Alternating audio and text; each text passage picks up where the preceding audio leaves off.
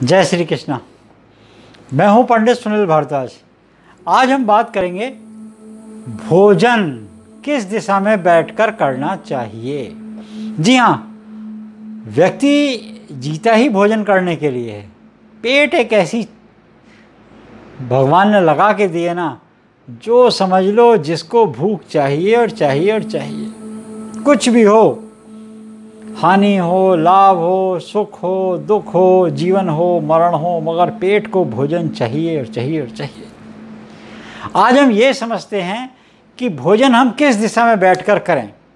जी हाँ, और भोजन करते समय किन किन बातों का ध्यान रखना चाहिए, और भोजन करने के लिए डाइनिंग टेबल किस दिशा में हो।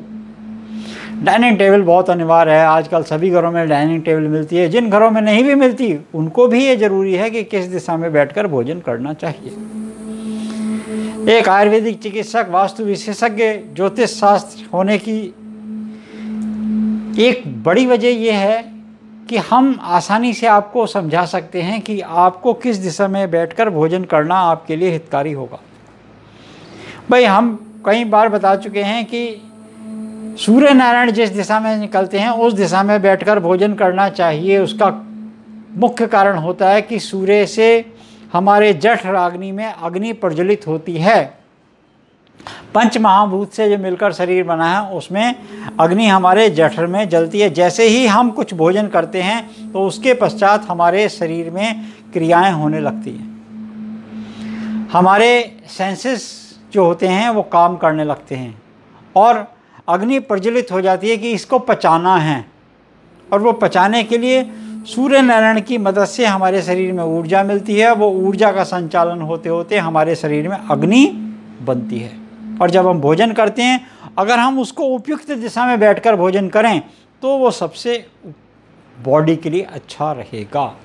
आपका मन, आपकी बुद्धि, आपका चित्त बिल्कुल नॉर्मल रहेगा, शरीर आपका स्वस्थ रहेगा। आज हम एक डाइनिंग टेबल, जिसको हमने वास्तु के हिसाब से लगाया है, इसके सामने आए हैं। तो ये हम आपको दिखाना चाहते हैं। ये 6 सीटर डाइनिंग टेबल है।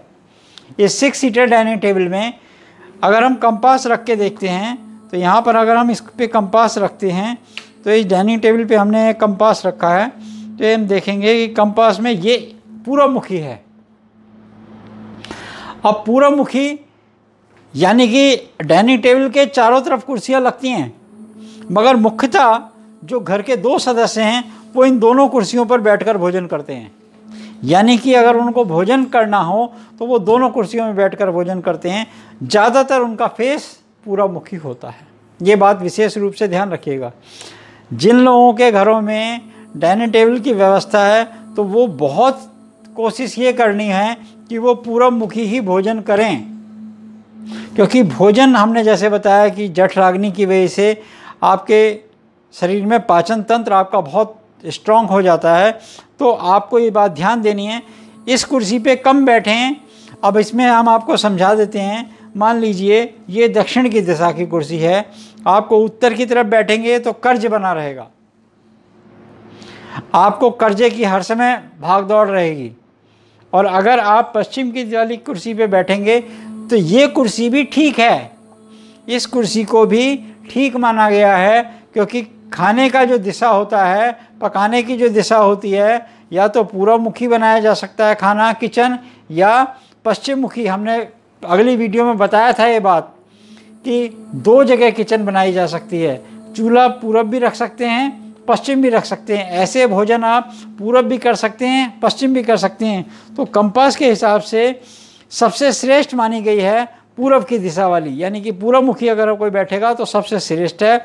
दूसरे नंबर पर जो कही गई है वो पूर्व की दिशा में जो कुर्सी रखी गई है, जिसका मुंह पश्चिम की दिशा भोजन करते समय होगा, ये द्वितीय नंबर की मानी जाएगी। यानी कि फर्स्ट प्रायोरिटी इसको दी जाएगी, सेकंड ये है। अब थर्ड वन अगर हम बात करते हैं कि नॉर्थ की दिशा की, इस दिशा में बैठने से भोजन पचाने में सहायता कम मिलती है। ये भी एक बहुत बड़ा कारण है। बॉडी में 72% वाटर है।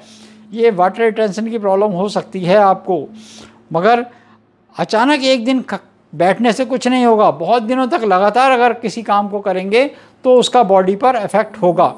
इसके बाद हमारी जो उत्तर की दिशा में है, ये दक्षिण की तरफ दिशा को देखती है, ये भी पेट के रोग पैदा कर सकती है।